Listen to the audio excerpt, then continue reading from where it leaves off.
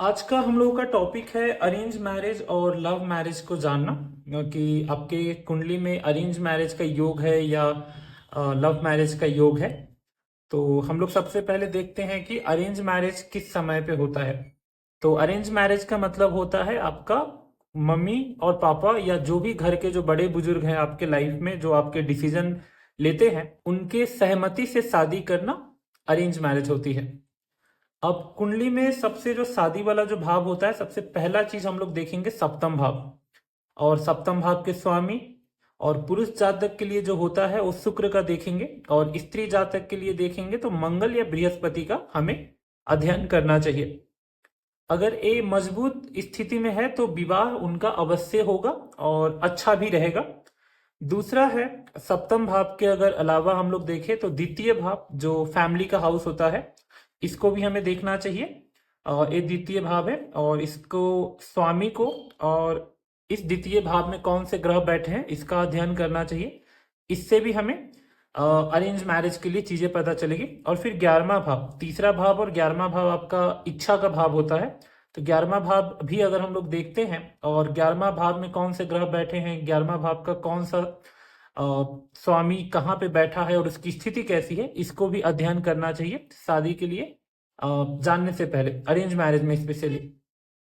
अब अगर यहाँ पे हम लोग इन सब चीजों का अगर बात करें तो अगर सप्तम, द्वितीय और एकादश भाव का स्वामी आपस में किसी तरीके से संबंध बना रहे हैं, दृष्टि का संबंध हो, युक्ति हो, ये ऐसे अगर या एक के राशि में कोई दूसरा बैठा हो, तो इस तरीके से अगर संबंध बना रहा हो तो वहां पे भी विवाह होता है। और द्वितीय, सप्तम और एकादश भाव के स्वामी सूर्य और चंद्रमा के साथ कोई संबंध अगर बना रहे हो तो इससे आपका अरेंज मैरिज होगा कि जो विवाह होगी वो माता पिता की मर्जी से होगी। जैसे मान लीजिए ये सप्तम भाव है और ये 11वां भाव है और ये आपका द्वितीय भाव है, इस तीनों का स्वामी का संबंध किसी भी तरीके से सूर्य या चंद्रमा से अगर होगा तो आपका मम्मी पापा के मर्जी से शादी होगी, क्योंकि सूर्य पिता को दर्शाता है, चंद्रमा माता को दर्शाता है। जैसे मान लीजिए अगर ये आपका यहाँ पे 7 नंबर लिखा है, 7 नंबर का स्वामी है, जो कि मतलब 7 है तो इसका मतलब हुआ तुला राशि, इसका स्वामी आपका शुक्र है। अगर शुक्र जाके सूर्य या चंद्रमा के साथ बैठा हो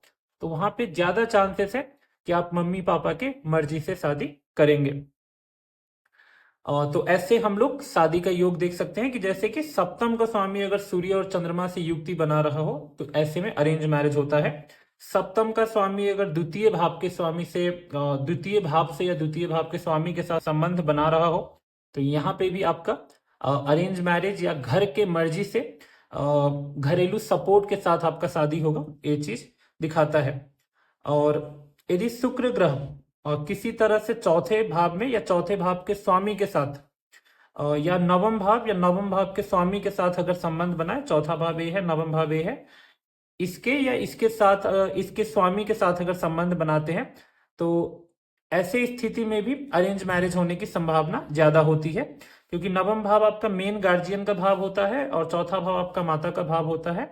और यदि शुक्र ग्रह सूर्य और चंद्रमा या किसी शुभ ग्रह से संबंध बनाता है तो भी उसमें माता पिता का शादी में सपोर्ट मिलता है। जैसे कि वो आप लव मैरिज करें या अरेंज मैरिज करें, लेकिन उसका लास्ट में जो परिणाम होगा, प्यार करके भी मम्मी पापा का ही वहां पे आशीर्वाद के साथ आप शादी करेंगे। तो ऐसे हम लोग अरेंज मैरिज देख सकते हैं।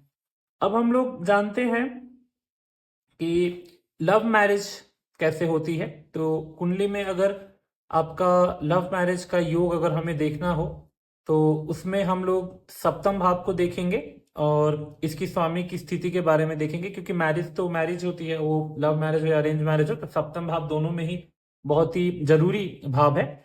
और दूसरा चीज होता है कि शुक्र, मंगल और चंद्रमा की दृष्टि या सप्तम भाव में इन तीनों ग्रहों की उपस्थिति हो तो आपको मन चाहा जीवन साथी मिलता है।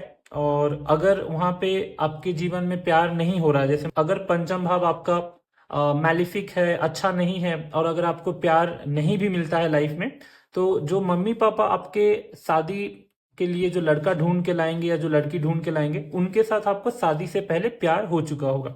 तो ये भी चीज यहाँ पे देखते हैं। यदि सप्तम भाव का स्वामी शुक्र, मंगल या चंद्रमा में से किसी के साथ कोई संबंध बना रहा हो तो आपको अपने मनपसंद साथी से शादी करने का अवसर मिलता है। तो ये दो चीज है जिससे हम लोग पता कर सकते हैं लव मैरिज या अरेंज मैरिज होने की संभावनाएं हैं। तीसरी बात ये भी है कि अगर आपका जैसे कि कुंडली में बुध अच्छा हो, बुध डिसीजन का भाव होता है, तो बुध अगर अच्छा हो तो खुद से डिसीजन लेकर शादी करनी चाहिए। जैसे कि बुध भी आप, जैसे कि बुध भी अगर आपका अच्छा हो और शुक्र भी आपका अच्छा हो, तो शुक्र अच्छा होगा तो लव लाइफ अच्छा होगा, बुध अच्छा होगा तो आपका डिसीजन अच्छे होंगे, फिफ्थ हाउस अच्छा होगा तो आपका लव लाइफ अच्छा होगा। तो ये तीनों चीज अगर अच्छा है तो फिर लव मैरिज ही करना ठीक रहेगा। इसमें अगर फैमिली अगेंस्ट भी है तब भी उनको कन्विंस करने की कोशिश करना चाहिए, या तो अगेंस्ट में जाके भी शादी कर सकते हैं, कोई दिक्कत नहीं है। लेकिन अगर आपका फिफ्थ हाउस अच्छा नहीं है, या बुध आपका अच्छा नहीं है, या शुक्र आपका अच्छा नहीं है, तो फिर वैसे समय में अगेंस्ट में जाके कभी भी शादी ना करें। अगर कोई आपको पसंद हो तो वहां पे ज्योतिष से एक बार कुंडली मिलान कर लीजिए, मम्मी पापा को कन्विंस करने की कोशिश कीजिए। अगर ज्योतिष आपको हाँ बोल देता है तो फिर मम्मी पापा को मनाइए, और अगर आपकी मम्मी पापा मान जाते हैं तो फिर आप उनसे शादी कर सकते हैं। लेकिन जैसे बुध अच्छा नहीं हो, शुक्र अच्छा नहीं हो और पंचम भाव अच्छा नहीं हो, तो फिर ऐसे में आप अगर शादी अपने मर्जी से या जिद से अगर शादी कर भी लेते हैं तो आपके लाइफ में फिर सुख नहीं रहेगा, और वो शादी उतना अच्छा से नहीं चलेगा। ये चीज हमारी शास्त्र कहती है। तो यही है कि लव और अरेंज का हम लोगों ने योग देखा, और लव और अरेंज में से कौन सी हमें करनी चाहिए ये भी हम लोगों ने देखा, और क्या क्या डिसीजन आप लोग ले सकते हैं ये भी हम लोगों ने देखा। तो अगर इसमें से आपको किसी भी चीज में दिक्कत हुई हो समझने में तो आप कमेंट में पूछ सकते हैं, मैं अगली वीडियो में इस चीज को ठीक करके और अच्छे से बता दूंगा। और आज के लिए इतना ही। आपको वीडियो अच्छा लगा हो तो आप लाइक सब्सक्राइब शेयर कर सकते हैं, और हमारे साथ जुड़े रह सकते हैं। हम लोग आगे भी ऐसे ही वीडियो से पोस्ट करते रहेंगे।